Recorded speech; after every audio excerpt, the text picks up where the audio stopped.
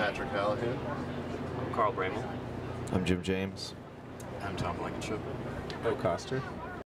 It's just a huge honor to get to headline the festival. I mean, we're fans of the festival, and Yep. we're joining some pretty good company and people that have headlined in the past. So I mean, that's fantastic. Yeah, it's insane. And we sound check a lot earlier. We sound checked at 9:30 a.m. this morning. Lollapalooza was the first festival I ever went to as a kid, as a youth, sophomore in high school. 94, Lollapalooza 94 in Cincinnati. So, yeah, I mean, going to Lollapalooza in 94 and now getting to headline it is pretty surreal. I wouldn't say it's any different. We try to look at every show the same, really. I mean, obviously there's some technical things you have to address that are different from stage to stage, but I don't know, we're all about trying to find that special place where time and space stop and you're not anywhere anymore. You're not at a festival or a club, you're just gone. So that's our goal always, is to try to transcend wherever we are and hope that the audience comes with us, and hope that it's transcendent for everybody. So we always just try to look at it all the same. Most days we get up at 6 a.m. and run about like 15 miles. And leading up like a couple weeks before a big festival, we pump it up to like 20, 21, 22, depending on how many beers we had the night before. So.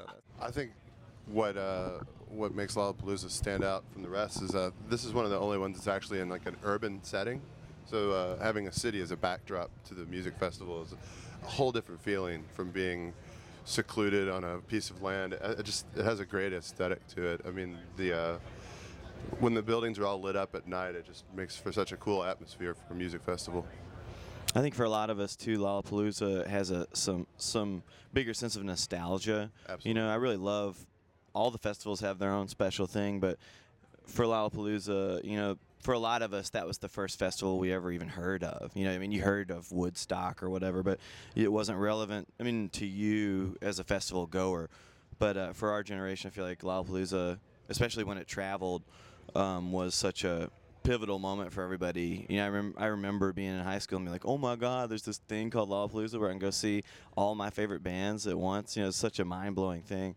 And now I think it's, I don't want to say cooler, but I think it's cooler almost now that it's rooted in Chicago, because Chicago is such an amazing place. It's so great to have a reason to come here, all the time. I mean, not that there's not a million reasons to come here, but it's just great to have it anchored here. I would personally tell my 1998 self not to take no for an answer and to not care about what other people think, I guess. I would definitely try to instill some more confidence in that head of his. In 1998, I was really worried about the Y2K disaster, so I would really look back and tell myself that Y2K is just don't worry about it. It's gonna be okay. Even About the Mayan calendar. Yeah, it's more about 2012. We're on the Mayan calendar now. Don't worry about 2000. Worry about 2012, because that's you got plenty of time. Yep.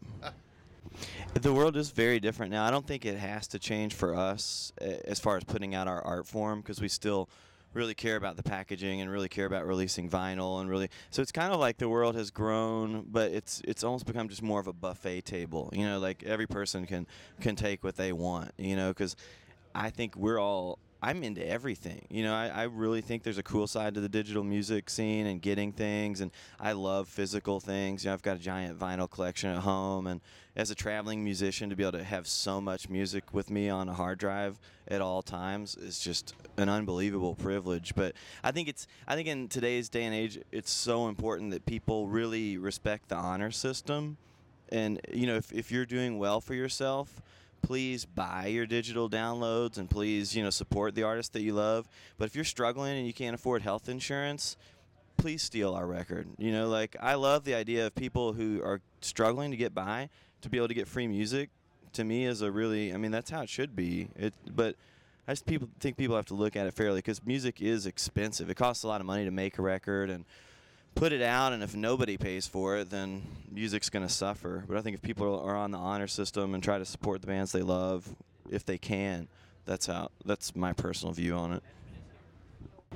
I think what Patrick said earlier about just don't don't take no for an answer, and don't let anybody tell you that your ideas are crazy or that there's some reason you shouldn't do something, or voices pop in your head for a reason. And I think it's our job to listen to the voices that pop into our head, and try to respect what your head tells you to do in regards to your art. And also, it's easy to be lazy when you get a good idea to just go on about your day. I think it's important to remember to, if you have like a really good idea or a moment of enlightenment, to write it down or record it or whatever, just so you have it, so you can reflect back on it later. Especially for songwriters, I think it's you walk around all day and sing songs to yourself or sing in the shower. If you have a good idea, try and capture it. iPhones are really good for that. But I just feel like a lot of times, like when I was younger, I would have an idea and I would just go on and it would be gone forever. It could have been something amazing. And I think it's important to capture those moments.